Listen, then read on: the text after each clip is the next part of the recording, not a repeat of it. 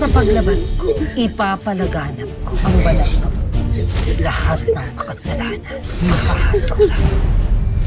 Ngayong Miyerkules, Mukhang asensado na tayo ngayon ah. Wala naman dyan. Yun lang ba? Sure. Yan lang naman ang kaya niyong gawin.